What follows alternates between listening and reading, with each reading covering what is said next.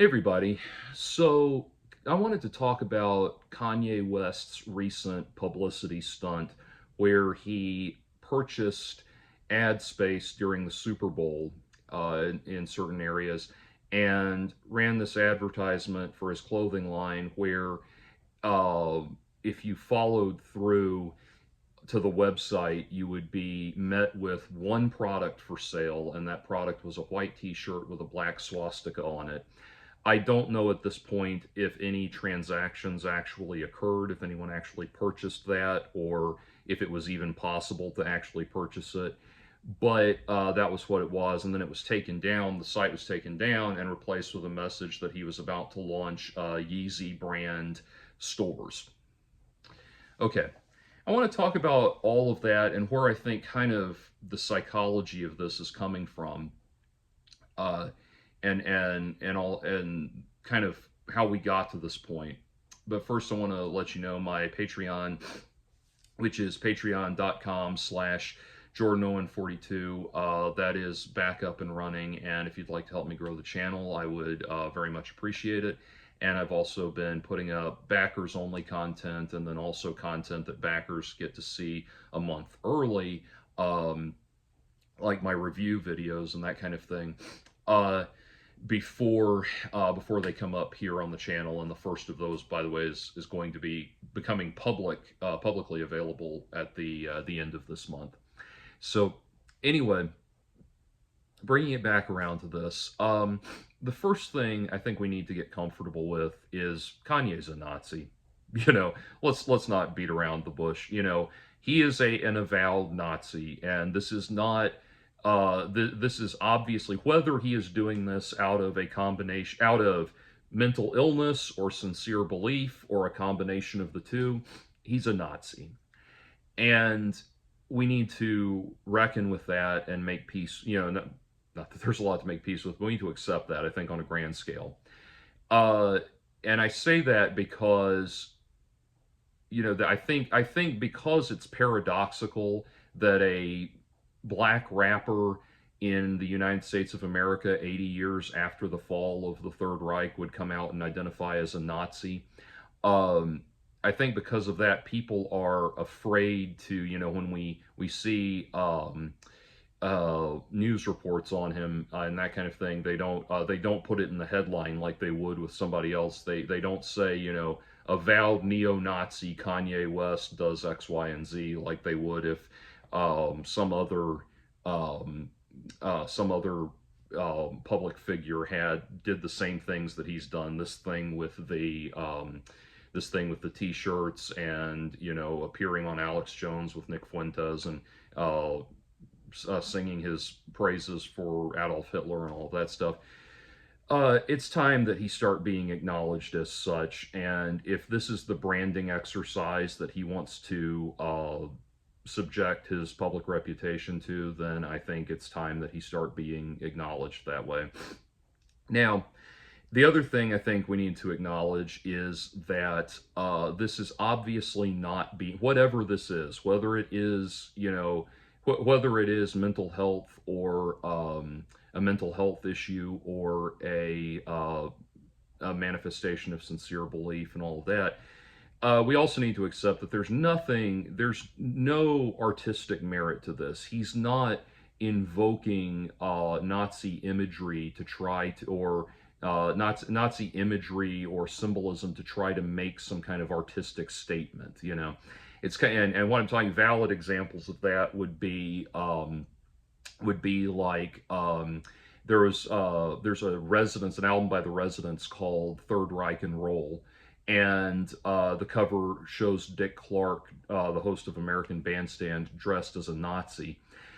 And the concept behind the album was that rock music, which was still a fairly new concept when they made the album, had come to dominate everything in had come to dominate everything in popular music. Whatever you put out, if it was popular, then it was put in the rock category. And it's like, if you think about, for example, the first Doors album has elements of samba and jazz fusion and modal jazz and raga music and blues and opera. Even there's a piece that's taken from German opera, and all that. Covers this wide range of territory, but it's a rock album, that kind of thing. Okay, that's a valid example. Another example would be there used to be in the 80s, there was a punk band called the Reagan Youth, and they would have intentionally, go on stage wearing fascistic imagery, Nazi imagery, Klan imagery, that kind of thing. And they were doing so to make a point they're doing so as an affront to the policies of Reagan, hence the name Reagan Youth is like, Hitler Youth. Instead, this is the Reagan Youth. And saying that calling Ronald Reagan a Nazi and doing it as a send-up of him. So that's that's where we're taking that symbolism to mean something. We're not promoting the symbolism, promoting the imagery. We're using it theatrically to mean something else. And by the way, if you've never heard of the Reagan Youth, if you're from my generation, you probably are aware of the movie Airheads with Adam Sandler, Steve Buscemi, and Brendan Fraser. And the song that the band The Lone Rangers play, the song Degenerated, that's actually a Reagan Youth song. And so anyway, that's kind of their biggest pop culture impact, I guess. But that's not what's happening here with Kanye. This doesn't point to anything valid. But what's interesting to me though is that it's not ended his career. Like, there's a time when to give you an example, there's a guy, David Cole, who made a name for himself on the talk show circuit in the early 90s as being like as being the only Jewish Holocaust denier, and the Holocaust denial groups loved him because it lended an aura. They thought it lended an aura of like credibility to their beliefs and everything. But he was very controversial back then.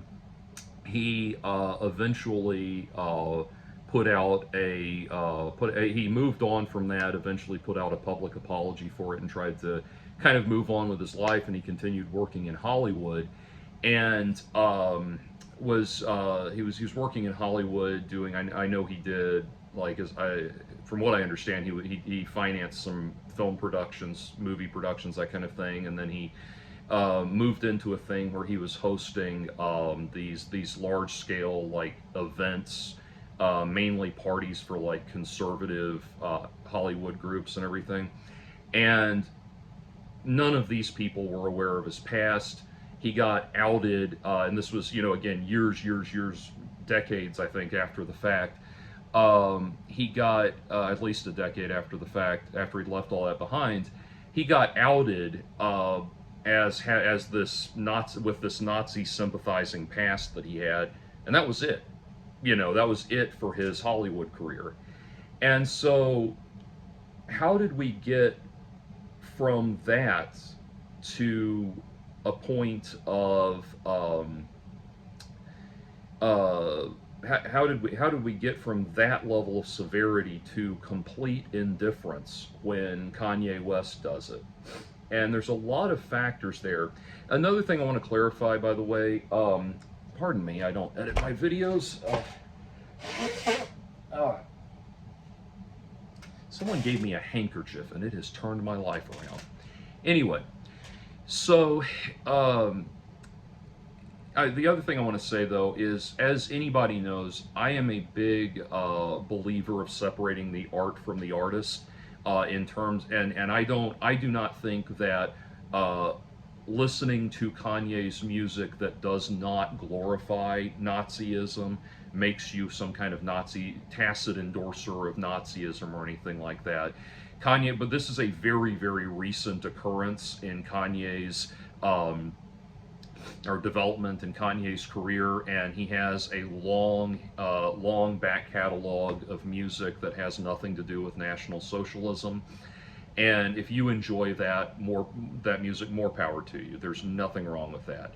I think and it would be the height of hypocrisy for me to condemn you for enjoying his music, especially because I am a Pantera fan, and something that we Pantera fans have to suffer through is that every about 7 or 8 years or so, Phil Anselmo gets drunk and starts like throwing Nazi salutes on a stage or something like that, and it's not okay. And every time he comes back, he's like, "Oh shit, man! I don't hate nobody. I was drunk as hell, man. Shit." He's like a slow talking boomhauer if you listen to him. But anyway, so it's very unfortunate. But again, I'm not going to just stop appreciating the guitar playing of Dimebag Darrell, one of the greatest and most influential heavy metal guitarists of the last 30 years, just because Phil's a drunken asshole sometimes. But anyway, so I just want to assure you of that. If you love Kanye's music, more power to you. This life is too complicated and too difficult to deprive yourself of things that bring you happiness and joy just because the person who made them is now acting like an asshole. That kind of thing. Anyway, so getting back around to the point, I was thinking about this a lot because that main thing was interesting to me, which was what uh, what was it that, what is it now that a celebrity can come out like Kanye West seems to be cancel proof. And that's what's interesting to me. Now, I am not a fan of cancel culture, as you all who watch the videos know, for a lot of reasons. One, because I think we've developed this as a human race, we've developed this very toxic and sinister passion and drive to try people in the court of public opinion on social media. Very often, it ends up being things where the truth or the lie gets halfway around the world while the truth is putting on its pants. I talked about things like for example, the Marilyn Manson situation, which put his career on hold, and at the time it looked like he was done for, and then the truth came about. Gradually, the truth came about, and his career started to pick back up. And I have to say that if you're, or as I say that, I have to say, if you don't know, I'm not going to go into a lengthy explanation of what I'm talking about there. I've explained it in other videos, and there's other commentators that have talked about that situation a lot more, even more in depth than I have. But please understand, it is not some like attempt to blanket over genuinely bad action. It is a unique individual situation where a person was lied about, and there's credible reasons to think he was lied about. But anyway, moving back to it. But then, I liked Anna Akana had a good point about cancel culture, which is the problem is when we cancel people, we take away from them the potential that we deprive them of the opportunity to get better. Once you vilify somebody and throw them out, it kind of it really makes it very difficult for them to pursue a genuine redemption arc, I think, and that's a whole other course of discussion. But I don't like cancel culture, but what's weird to me is I think about some of the controversies that have yielded canceling, like when the banjo player from Mumford and Sons was uh, fired, or I think at the very least put on a temporary leave from the band, because he mentioned on Twitter that he was reading some book that the woke intelligentsia did not approve of, that kind of thing. I look at stuff like that, and I'm forced to think that a great deal of our problem, a real underlying factor in our problem, is cancellation fatigue. Like this, people have cried wolf so many times and demanded public crucifixion of pop culture figures so many times for so many reasons, or for so many inane, ridiculous reasons. And again, I'm not saying there aren't legitimate reasons. I totally understand if you're pissed off at R. Kelly. I totally understand if you're pissed off at Harvey Weinstein, etc., etc. But they've cried wolf so many times over so many ridiculous and inane issues that people, I think there's kind of just a cancel culture fatigue that's set in. People just don't want to fight this battle anymore. And, or they don't, I'm sorry, I should say they don't want to get riled up over every little thing anymore. And now, and then the next thing, the next head of the Hydra, if you will, or the next tributary to the main river, if you will, is of course the unique phenomenon of Donald Trump. That Donald Trump um, seems to be completely impervious to consequences. Like he seems to have a magical aura around him that just renders him completely impervious to consequences for anything. And so I think there's like a disillusionment as well. Like people are starting to think, well, it's getting to a point where it's impossible to hold people accountable for anything. So that's another component of it. Is those two things are very much coming to a head right now. And well, I would say that second point is coming to a head right now. The cancel culture thing. Cancel culture has kind of jumped the shark. That it's really not. I don't think being canceled is going, has the same impact that it once did for all the reasons I just described.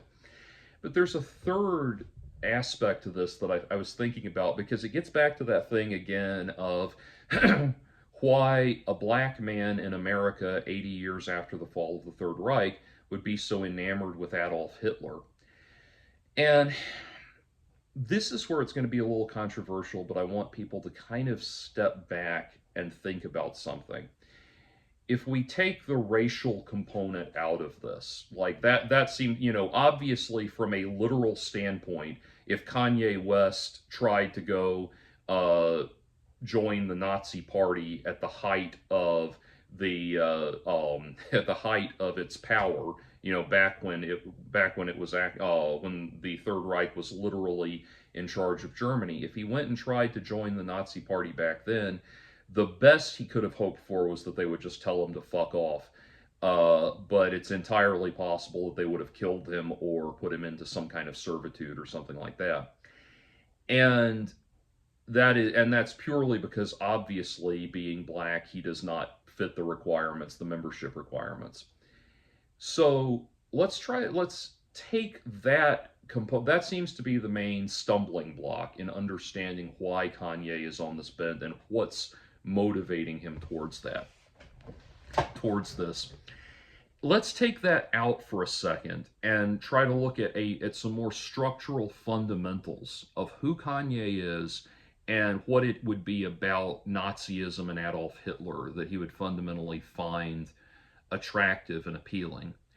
And as I was thinking about it, I was thinking about the evolution of rap music, and someone asked me to do a video on rap albums that I like and what I look for in a good rapper and that kind of thing. And that would be a good video to do, and I'd like to do it at some point.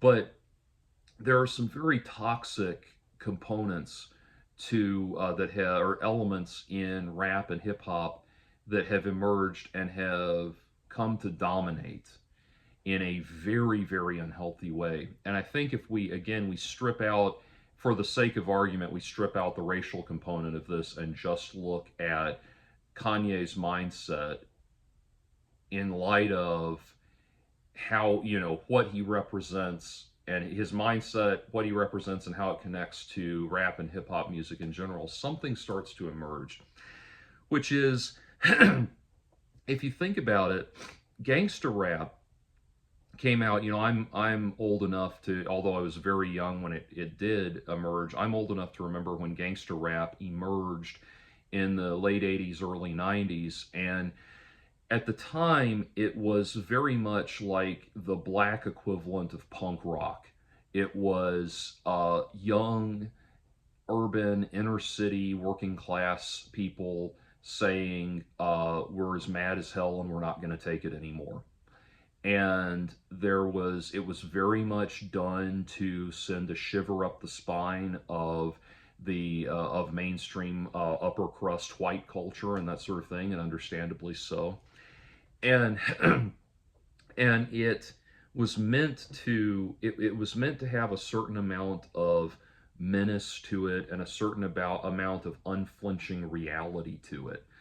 And that's like, it's not technically purely a rap album, it's a rap metal album, but one of my favorite rap oriented albums is the first Body Count album, with which famously had Cop Killer on it and everything like that. And I always think about how Ice Cube begins one of the tracks by saying how he'd like to live this very picturesque, he wants to live this very picturesque, um, enjoyable white picket fences. I think Ozzy and Harriet white picket fences kind of mainstream, comfortable lifestyle, and that's what he wants, and that's what he would really like. And then he says, "But shit ain't like that." And and you feel it. You feel it, and the band comes in killing it and everything. That just sounds fucking great, and all of that, and that was kind of like the thesis statement of gangster rap and the message that it was trying to make of like, you know, we're living every day in this war zone and we're trying to survive, and you got to fucking wake up and realize, wake up, smell the coffee, you got to realize what's going on, that your white bread, safe white bread existence is protecting you from. You need to look at this and realize the reality of the situation. And so, yeah, there's a huge, like I said, there's a huge parallel you can draw between groups like NWA and groups like The Clash, for example. And so that concept of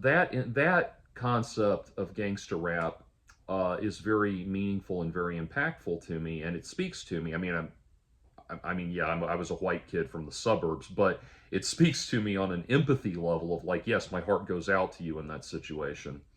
I get what you're dealing with there. And then something happened, and I think this was something that was done by the powers that be. I don't like to be one of these, people who believes in the hidden machinations of the world and everything, but I really do think that this was something that was done in the 90s to gangster rap music by a very white owned, um, music music industry, which, far from the stiffening cadaver on life support that the music industry is now, there was a time when it was this massive dominating force in the world. And I think that those major players, those oligarchs, really, really conspired to to shift the message, to move the Overton window that gangster rap had created, where they moved it away from people who are trying to say, look at this, look at the reality of what we have to live in, we're as mad as hell and we're not going to take it anymore. They moved it away from that into these rappers that, I'm sorry, are practically doing blackface minstrel show routines, glorifying that lifestyle, acting like they love living in that lifestyle. And it's especially galling because propaganda in media that portrays black people as wanting to live in an impoverished, criminalistic, borderline animalistic lifestyle, that propaganda trying to say, trying to assure white people that, oh, that's how they, how they wanted to live and everything, that kind of messaging goes back all the way to civil rights, all the way to Jim Crow, all the way back to the days of slavery. That is a propaganda message that has been pumped into, especially into white culture, and pumped into black culture as well. To that message of like, this is something that, that it's like a something that they would somehow want to live in, and that kind of thing. So that message took over in rap and hip hop, and it went from being like, I am, it went from being about, again, like I said, we're as mad as hell, we're not going to take it anymore, to glorifying it and celebrating it and making it sound cool and cool, and like you've somehow accomplished something that because you're a piece of shit gangbanger now or something like that. To give you two examples of the difference, let's look at one of the best gangster rap songs of all time, which is Gangster's Paradise by Coolio. I'm going to skip over the chorus. It's just been spending most of our lives living in a gangster's paradise. But anyway, the verses. As I walk through the valley of the shadow of death, I take a look at my life and realize there's nothing left, because I've been blasting and laughing so long that even my mama thinks that my mind is gone. But I ain't never crossed a man that didn't deserve it. Me be treated like a punk, you know that's unheard of. You better watch out how you're talking and where you're walking, or you and your homies might be lined with chalk. I really hate to trip, but I gotta loke. As they croak, I see myself in the pistol smoke. Fool, I'm the kind of G the little homies want to be like, on my knees day and night saying prayers in the street light. Look at the situation they got me facing. I can't live a normal life. I was raised by the street, so I gotta be down with the hood team. Too much television watching got me chasing dreams. I'm an educated fool with money on my mind, got a 10 in my hand and a gleam in my eye. I'm a loped out gangster, set tripping banger, and my homies is down, so don't arouse my anger. Fool, ain't death nothing but a heartbeat away. I'm living life, do or die. What can they say? I'm 23 now, but never will I live to see 24. The way things are going, I don't. The way things is going, I don't know. Tell me, why are we so blind to see that the ones we hurt are you and me? Power and the money, money and the power. Minute after minute, hour after hour. Everybody's running, but half of them ain't looking at what's going on in the kitchen. But I don't know what's cooking. They say I gotta learn, but nobody's here to teach me. If they can't understand it, how can they reach me? I guess they can't, I guess they won't, I guess they front. That's why I know my life is out of luck, fool. That is chillingly powerful. Think about what he's saying. Okay, let's break down what he's saying there. So, as he walks through the valley of the shadow of death, so this this life that he's living, death is looming over him all the time, and that's an ongoing theme in the lyrics. And he's realizing that in his early 20s, his life is over. He's face to face with his mortality. And he's haunted by the fact that children look up to him and think they want to be him. They think that this life he's living is something aspirational, something to aspire to. And then through it all, he has these moments where he keeps jumping back into the gangster mindset. It's like, at the beginning he says, but I ain't never crossed a man that didn't deserve it. Me be treated like a punk, you know that's unheard of. It's like he's having this dialogue with himself, like, but I don't like this, I hate it, but I've only ever given in to this when I had to. I mean, I'm not gonna be pushed around.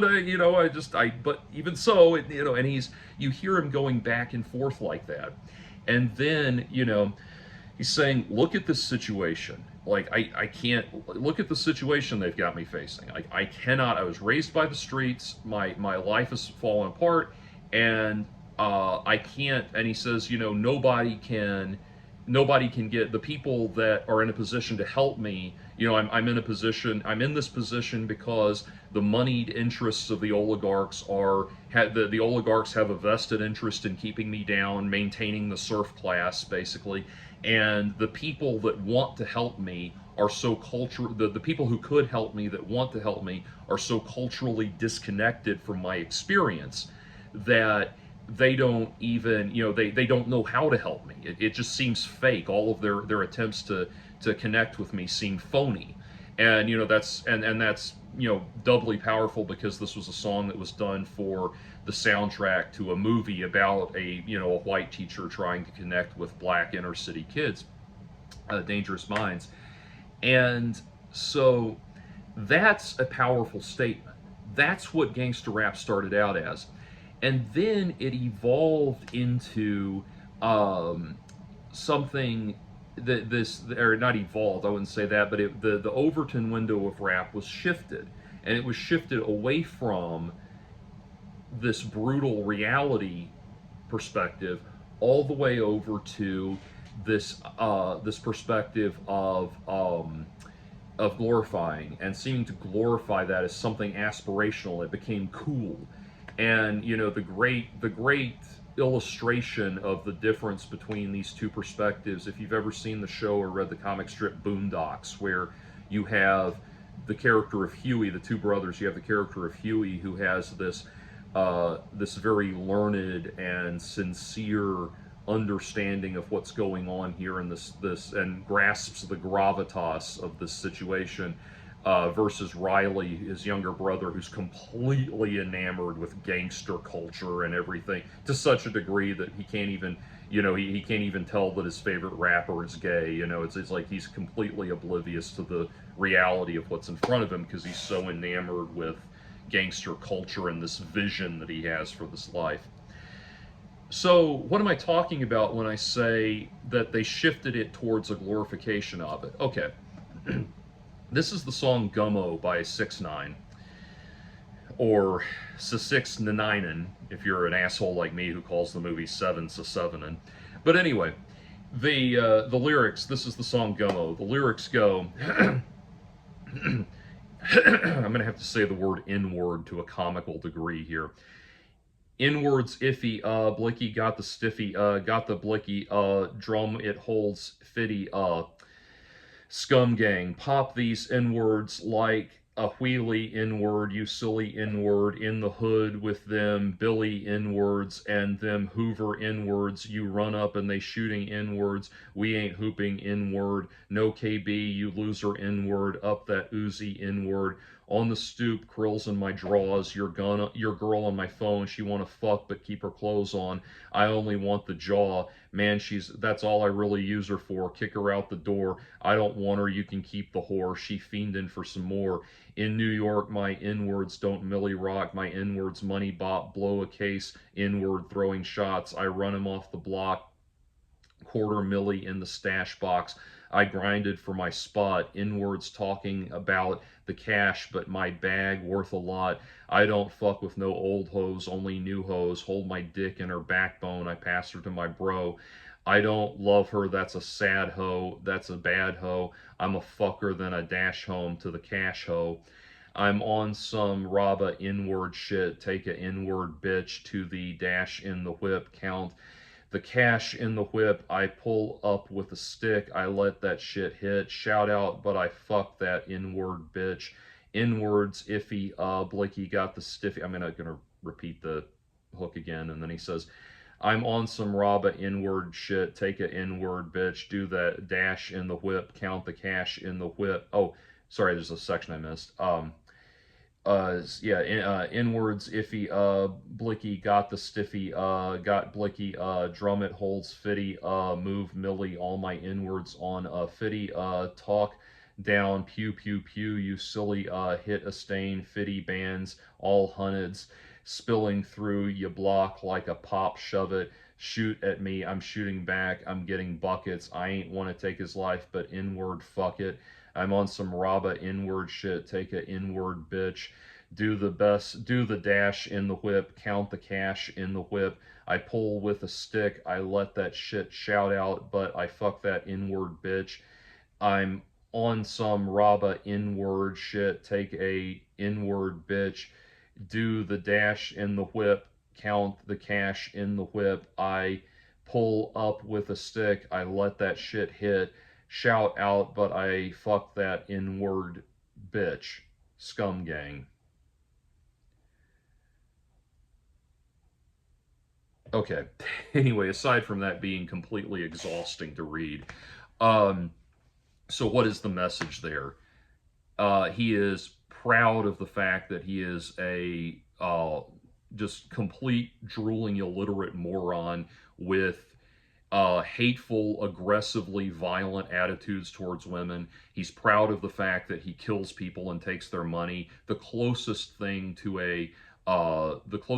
any indication of humanity was that aside he made about not wanting to kill you while he was taking your money, but you tried to stop him from taking your money, and so he killed you anyway. Killed you for that, and you should have just let him take your money. And this is just a complete glorification of the most deeply, deeply narcissistic, base level, sociopathic, psychopathic, really, tendencies in human behavior. It is there is nothing in those lyrics that is not to be completely condemned by every single decent human being with a decent with a concept of any kind of heart and soul and empathy and compassion for other people. Those are completely awful lyrics, but that's exactly what I'm talking about. And while the white power structure might not want to listen to you do that, they are actually or listen to you perform that rap. They are actually not threatened by that rap because they've got you. They've got you in exactly the blackface stereotype minstrel show character that they're wanting you to have there. And that's what rap has become. Now, here's and when I say that, now you're probably going to say, well, how many rap songs, how many hip hop songs have that as their undercurrent, that are major popular songs? How many songs does Kanye have that are like that, that kind of thing? Well, here's the thing. What's happened with that is there's kind of this, because everybody sort of took that, failed to recognize that as these kinds of rap songs as the blackface minstrel show smack in the face that they really are. And it just became this ostensibly reputable part of mainstream culture and everything. What's happened is that rap at its core has become this very braggadocious very braggadocious, deeply narcissistic kind of art form in a lot of ways, where it's become this kind of what we see now is this kind of very empty, vacuous void of nothing but um, an arrogant drive to impress upon the rest of the human race how little empathy and compassion you have for your fellow man, and how willing you are to beat them down and exploit them and tear them apart and take advantage of them for your own glorification. And that attitude has festered as an apparently legitimate component of our popular culture for a long time. And here's the thing. Obviously, different people are going to have different levels of sincerity when they start attaching themselves to this. Some people may view it as a way to make a quick buck. Some people may think they're making some misguided attempt at a sincere artistic expression, that kind of thing. But at bottom, it's this contest to impress upon people what a heartless badass you are. And the origins of that component of rap go back all the way to the founding of rap. It's the what they call battle raps and everything, which battle rapping, where two MCs or more will get on the mic and start throwing rap insults back at each other to for the enjoyment of the crowd and that sort of thing. That's what the movie 8 Mile is about and things like that. And that actually goes back, the cultural origins of that predate rap music. That goes all the way back to the kind of cutting sessions that would happen in blues and jazz, where blues and jazz musicians get up there on stage and trade licks back and forth to see who can, cut the, head cut the other one, like you want, meaning the term cutting came from, you walk off stage with your head hung low, you've been cut down. That's what a cutting session referred to.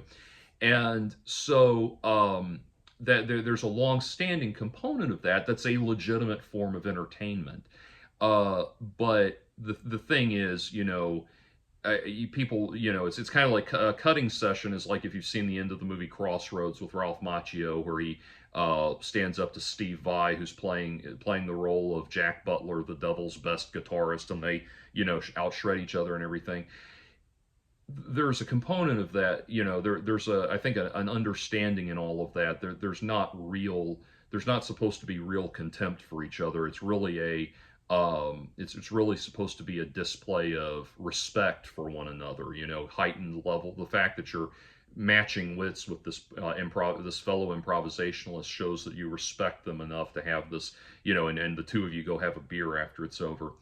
But that battle thing in rap has went alongside this reframing of the rap Overton window, or this repositioning of the rap Overton window, has really metastasized. And you think in that, what kind of person? It was only a matter of time. What kind of person is going to glom onto that? Is going to have a visceral connection to something like that, but a Kanye West, a deeply, deeply narcissistic person with paranoid delusions of grandeur, that, you know, delusions of grandeur that even after he has built up his own media empire, it still does not equal the god tier level of vision that he has for himself. That nothing, you know, no accomplishment on this earth will ever, it's kind of like what I talked about with Beyonce, but like to an even more infinite degree. Nothing that Kanye accomplishes on this earth will ever hold a candle to the godlike vision he has for himself. There is no doubt in my mind that that is a man who is, you know, that is a man who looks at the sky and resents the fact that the clouds do not part and reveal heaven to him, where God appears and kneels down before the greatness that is Kanye. That, like, God, you know, Kanye's concept of himself is that it's like, he doesn't just deserve a blowjob from God. He deserves a blowjob from every God, every concept of God that's ever been worshipped in the history of the human race. It is a truly, if you stop and look at it, it is a truly terrifying degree of self-aggrandizement. And let's hold that up to Adolf Hitler. Let's compare that to Adolf Hitler. I got the battery light a minute ago. I'm just gonna get that going. Anyway, so let's compare that. Kanye's delusionally the delusional grandiosity of Kanye's ego. That is, it goes beyond, it's something people have joked about for years, but it is a terrifying pathological problem in this man, and one that he has been indulged in and will continue to be indulged in because he's got enough money to pay people to put up with his bullshit forever. And take that and place that next to Adolf Hitler, and think about something that on a human level, Adolf Hitler is obviously the same level of narcissist as Kanye West. You know, I always think about, and I have another video I wanted to do about Nietzsche, Friedrich Nietzsche, and even though Hitler was an admirer of Friedrich Nietzsche, he did not. You know, if you understand Nietzsche, you know that Hitler did not really understand Friedrich Nietzsche, and as other people have pointed out, if Nietzsche was alive in the time of Hitler, Hitler would have killed them. I mean, there's no doubt. But you look at, like, the beginning of the beginning of Thus Spake Zarathustra, where Zarathustra is standing by himself at the top of a mountain, and he tells the sun that he says to the sun, the only reason you are glorious is because you have the opportunity to shine on me.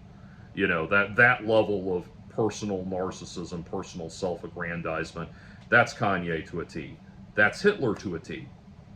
And it's interesting to think about how much, you know, someone else, Steve Shives, I was watching a Steve Shives video that the other day, where he's talking about how there's a clip of Orson Welles on the Dick Cavett show, I believe it was, years ago, where Orson Welles is talking about how a few decades prior to that, before World War II, or just before World War II and everything, and the atrocities of Nazism and everything, he was having a dinner with some foreign dignitaries and everything, and there was this person sitting next to him. There was this person sitting next to him that was he just remembered the only impression that this person made on him was that he was like the most uninteresting person, like the most unremarkable person you'd ever met. Like he made so little of an impression on him that he barely remembered anything about the guy. But it was just instantly the kind of person you just look at and you think, there's nothing impressive about this person. Nothing draws me to this person. Nothing. There is nothing. This person, everything this person says is obviously cribbed from somebody else. It's not an original thought. No personality. Completely uninteresting person. And that person was Adolf Hitler. And he said, and people asked him years after the fact, what was it like to have dinner with Adolf Hitler? And he said, if Adolf Hitler had not gone on to do all of the horrible things that he'd done, I would have forgotten about it completely. I would have forgotten about him completely. And I think, that reality was eating at, that reality obviously was eating at Adolf Hitler. Adolf Hitler had the same godlike vision of himself that Kanye West had, that was not being recognized in the world at large. It was not being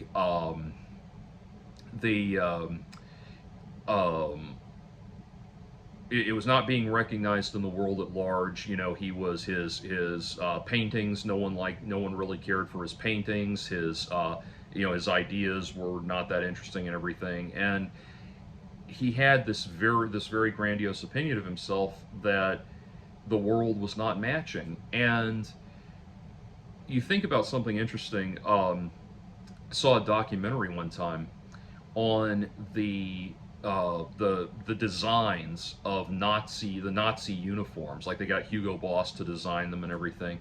And those, if you look at the Nazi uniforms, what they talked about is how they have these really kind of very glamorous, almost flamboyant, impressive, like shoulder designs with the tassels and all of the Third Reich imagery and all of this, and they're these very eye-catching eye-catching, like visually captivating designs and everything. And that was by design, no pun intended, because the reason they had to do that, the reason they had to give it all of those very glamorous accoutrements, was because these people didn't have, the Nazi officers, the Nazi leadership did not have any actual military accomplishments to display on their uniforms the way that normal military leaders do. They didn't have any distinctions. They were this was completely a crown that they had placed on their own heads, and they were very they had no actual accomplishments. They were it was a they were regarded as just a bunch of fringe lunatics until they finally got their gears turning and actually started getting people to listen to them. And then they were fringe lunatics. They were not, well, they went from being fringe lunatics to being mainstream lunatics, but they had no actual accomplishments. And so they had to drape themselves in these, what could be described as almost like the fascist dictator equivalent of glam clothing, because they had nothing to actually support it with. And at bottom, when we talk about, like, what is it that makes people want to glom onto things like Nazism, very often, it's understandably, we go and we look at the racial component of it, and why does this race feel like it needs to exalt itself over this race and that kind of thing. And that's a worthy conversation to have. But at bottom, it is an outlet for the kind of people who are so brazenly narcissistic that they are furious at the world for not acknowledging this innate sense of extraordinary value that they think they have. Yes, Kanye West is a successful rapper that has had some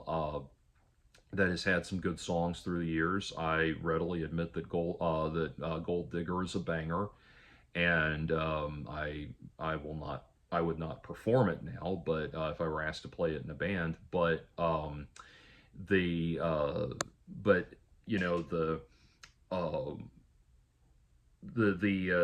he's had some hits. He's had some say. Hey, I don't want to praise him too much because he used Steely Dan for one of his songs, and I'm such a huge Steely Dan fan, and they're so infinitely better than he is. And he used King Crimson as a sample for one of his songs, and King Crimson is so infinitely better than he is, and everything. I mean, and I'm a huge King Crimson fan. But again, I'll say I can't deny that he's had some bangers and he's had some hits through the years, but none of what he does matches the imperialistic godhood that he envisions for himself. And so we can kind of start to look at the toxic, the sickening psychopathic toxicity that is manifested in rap and hip hop in this way, what I just described earlier, and realize that it was basically an inevitability that Kanye West was going to ride, somewhat, that a Kanye West was going to come along, that someone like a Kanye West would ascend the ranks in that world that rewards toxic narcissism in the extreme, would ascend all the way to the top, become the top rapper in the world. It makes sense that somebody would come along and do that. Or rather, I'm sorry, the person that came along and did that would be someone like a Kanye West. And if you remove the racial dimension of it and just look at the types of people that we're talking about, it becomes very clear why Kanye would admire Adolf Hitler so much. And sadly, because of bringing it back around to the more recent cultural developments that propelled Kanye and his ridiculously massive ego to fame, sadly, we are now in a position where it's very hard to undo the success of Kanye. It's he's kind of like he's like the rapper equivalent of the Allied master computer in I Have No Mouth and I Must Scream, where it's like even if you succeed in breaking off one of its computer components, it builds another one instantly. It's like there's too many, the tentacles on the monster regenerate every time you cut one off. And so he's essentially like the rap equivalent of one of these social media tech bro brands, tech bros that Donald Trump is so enamored with right now. He's this unstoppable mega force in that way. And so while Kanye West will continue, Kanye West, somebody whose name is increasingly spoken of with just absolute disdain, yet he remains successful and remains popular. As long as he will continue to feed off of that sort of thing, and he will continue to feed off that sort of negativity and thrive on it and everything. And I think a lot of these people who boast about how much they relish being hated by the world and all that, I think a lot of that's empty noise and empty hot air. I don't think a lot of people are in music that put out that message really believe it, but I think Kanye definitely does, and he definitely does thrive on it. We may not be able to stop, we as a culture may not be able to alleviate the revolting menace that is Kanye West in terms of dialing down his popularity and everything like that. The media will always scramble to cover him no matter how awful he is. But what we can start to do is work to prevent another Kanye West. And the solution there, I think, is to really readdress what rap has become.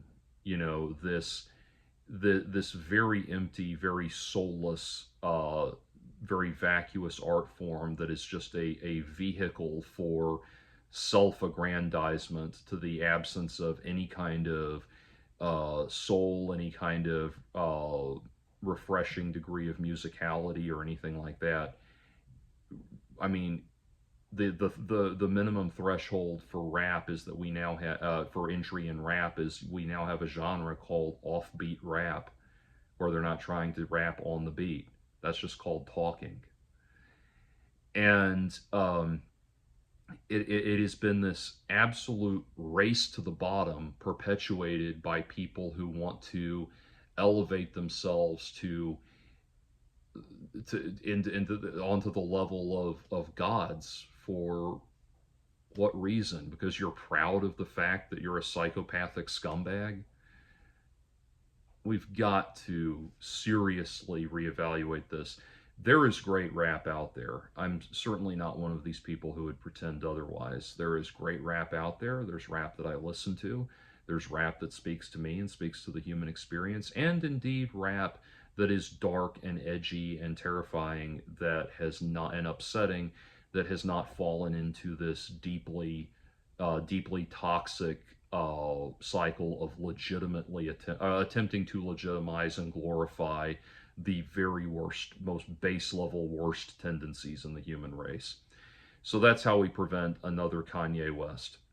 The other way we prevent another Kanye West, is by absolutely never, ever paying a single dollar to see any movie, production, concert, or anything else that Northwest is involved in.